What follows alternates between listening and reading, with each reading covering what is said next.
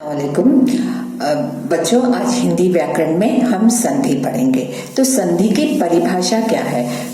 दो वर्णों के मेल से जो परिवर्तन या विकार होता है वह संधि कहलाता है। दो वर्ण का मतलब क्या? यहाँ पर अक्षर में आपका स्वर भी हो सकता है, व्यंजन भी हो सकता है। उसके मेल से जो मिल जाने के बाद उसमें जो परिवर्तन यानी बदलाव, विकार का अर्थ भी है बदलाव या चेंज होता है, वह संधि कहलाता है। जैसे उदाहरण के तौर पे हम देख सकते हैं यहाँ पर हिमालय। अब हिमालय को हमने स्वर की सहायता से इसे अलग किया है। जैसे हिम प्लस आलय, तो हिम प्लस आलय, हिम म जो है यहाँ पर अ है। मैंने पहले कहा था आपको कि व्यंजन के साथ हमेशा पूरी पहला अ जो हमेशा उसके साथ रहता है, पूरे व्यंजन अक्षरों के साथ। तो इसलिए हम म है, यहाँ पर आ की मात्रा नहीं है, पहला अ है। तो अ प्लस आ इक्वल टू आ, तो बड़ी मात्रा हो जाएगी ये आ की। देखिए यहाँ पर हिमालय, तो यहाँ पे क्या हो गया? आ की मात्रा आ। अब मैंने इसे यहाँ पे अलग किया, तो अलग जब मैंने किया स्वर की सहायता से, तो ये क्या हो गया आपका? संधि विच्छेद। अब ये संधि विच्छेद को जब हम मिलाकर लिखते हैं तो उसे कहते हैं हम मेल। आगे बात समझ में? तो ये है जो संधि। ओके, अब जो है संधि के कितने भेद हैं? पहला जो है स्वर संधि, व्यंजन संधि, विसर्ग संधि। जब आप स्वर संधि का नाम लेते हैं तो खुद ब खुद आपके मन में जो है आ ई औ तक आ जाता है। तो स्वर कितने हैं बच्चों? अ से लेकर औ तक आपके स्वर है। तो इसमें जो है 5 प्रकार है, स्वर संधि में 5 प्रकार है। तो बच्चों यहाँ तक आपको समझ में आया? दो वर्णों के मेल से, यानी संधि का मतलब है मेल होना, जोड़ना, जॉइंट होना। दो अक्षर यानी लेटर के आपस में जुड़ने से जो चेंजेस होते हैं उसे संधि कहते हैं। तो संधि 3 प्रकार के हैं। तो पहला संधि है स्वर संधि, व्यंजन संधि, विसर्ग संधि। अब स्वर संधि बच्चों, स्वर संधि के 5 भेद है, 5 प्रकार है। तो पहला है दीर्घ स्वर संधि, गुण स्वर संधि, वृद्धि स्वर संधि, यण स्वर संधि, आयादी स्वर संधि। तो बच्चों दीर्घ स्वर संधि, दीर्घ स्वर संधि से जैसे आप पढ़ते हैं ह्रस्व स्वर, दीर्घ स्वर, तो दीर्घ स्वर को हम दुगना पढ़ते हैं। तो जैसे 2 स्वर मिलकर जो विकार होता है उसे दीर्घ संधि कहते हैं। अर्थात जैसे आ ई।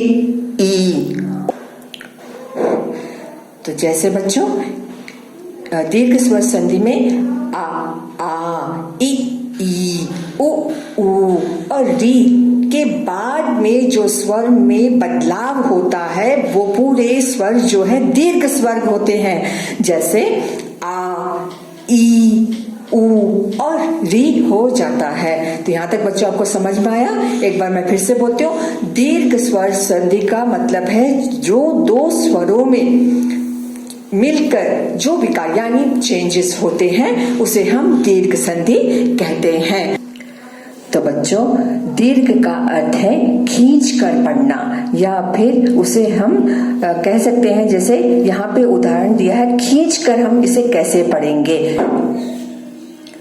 तो बच्चों दीर्घ का अर्थ है खींच कर पढ़ना, यानी जिन शब्दों को पढ़ते वक्त ध्वनि लंबी खींचकर पढ़ी जाती है उसे दीर्घ स्वर संधि कहते हैं। जैसे स्वर में अ में ध्वनि कम होती है मगर आ में ध्वनि लंबी थोड़ी खींचकर पढ़ी जाती है।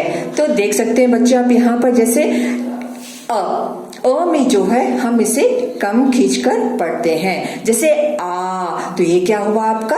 दीर्घ स्वर, दीर्घ स्वर। अब ऐसे ई ई, तो ई क्या हुआ, ये आपका दीर्घ हुआ। ऊ, तो ऊ क्या हुआ बच्चों आपका दीर्घ। तो री के बाद में जो भी परिवर्तन होता है तो वो उस परिवर्तन में आ ही आता है। तो चलो बच्चों हम उदाहरण देखते हैं। उदाहरण में पहला उदाहरण है मेघालय। तो मेघालय मेघ प्लस आलय, तो मेघ, मेघ में जो है आप तो देखिए मेघालय।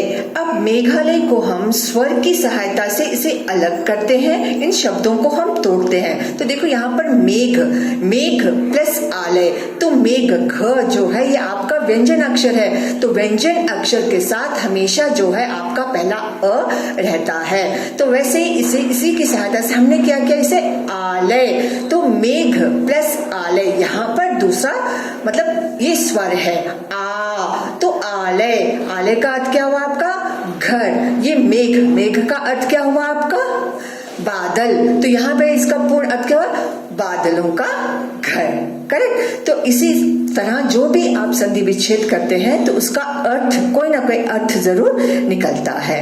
तो देखिए यहाँ पर अब दूसरा उदाहरण देख लीजिए। यहाँ पर विद्यालय, तो विद्यालय, विद्यालय यहाँ पर भी आ की मात्रा है, ध्यान रखो। अब इस आ की मात्रा को हम इसी की सहायता से इसे अलग करते हैं, इसका संधि विच्छेद करते हैं। विद्या प्लस आलय, तो देखिए यहाँ पर भी, लेकिन यहाँ पर जो है आ प्लस आ है, यहाँ ध्यान रखिए ये आ की मात्रा है, यहाँ पर भी आ है। तो जब दोनों स्वरों के मेल से चाहे वो अ प्लस आ हो तो आ ही होता है, प्लस आ हो तो वो बड़ा आ ही होता है, आ की मात्रा ही लिखी जाती है। तो इस तरह से ये क्या हुआ बच्चों आपका दीर्घ स्वर संधि कहलाता है। तो दूसरा उदाहरण आप देखें यहाँ पर कविंद्र, तो ये ई की मात्रा जरा ध्यान दो। यहाँ पर मैंने पहले कहा था आपको ई प्लस ई, चाहे वो छोटी हो या बड़ी ई की मात्रा हो, तो लेकिन वो होती है बड़ी ई की मात्रा ही, जैसे दीर्घ स्वर ही आएगा इसमें, इसलिए यहाँ पर इसे दीर्घ स्वर संधि कहा गया है। तो बच्चों देखिए यहाँ पर कविंद्र, तो कविंद्र को हम स्वर की सहायता से इसे अलग करेंगे। यहाँ पर जो है ई की मात्रा है, बड़ी ई की मात्रा, अब इसे अलग करेंगे तो ये क्या हो जाएगा कवि प्लस इंद्र। तो ध्यान दीजिए यहाँ पर ये छोटी ई की मात्रा है, यहाँ पर भी छोटी ई की मात्रा है, नहीं तो ये क्या हुआ आपका हास्य स्वर, ये जो अब इससे जो मेल होता है इसे बन जाएगा आपका दीर्घ स्वर। तो देखिए यहाँ पर बड़ी ई की मात्रा हो गई कविंद्र, तो इसका अर्थ क्या हुआ कवि, कवि मतलब पोएट, इंद्र मतलब यहाँ पे ईश्वर कहा गया है। तो ये हुआ आपका ई का उदाहरण, तो कविंद्र। अब ऐसे जो है एक और उदाहरण है रजनीश, जरा ध्यान दीजिए यहाँ पर रजनीश, रजनीश जो है यहाँ पर कोई भी ऐसे बहुत सारे मात्राएं होती है जो बड़ी मात्रा ही रहती है लेकिन उसमें कोई बदलाव नहीं होता। तो रजनीश, रजनी प्लस ईश, तो यहाँ देखिए रजनी, रजनी यहाँ पर बड़ी की मात्रा है, यहाँ पर भी जो है दीर्घ स्वर है यानी बड़ी ई की मात्रा है, तो यहाँ पर भी बड़ी ई की मात्रा और बड़ी ई की मात्रा, तो यहाँ पर भी जो है आपके पास बड़ी ई की मात्रा ही होगी। यहाँ पे देखिए छोटा ई था ई प्लस ई, लेकिन यहाँ पर क्या हुआ E plus E is equal to E ही होता है।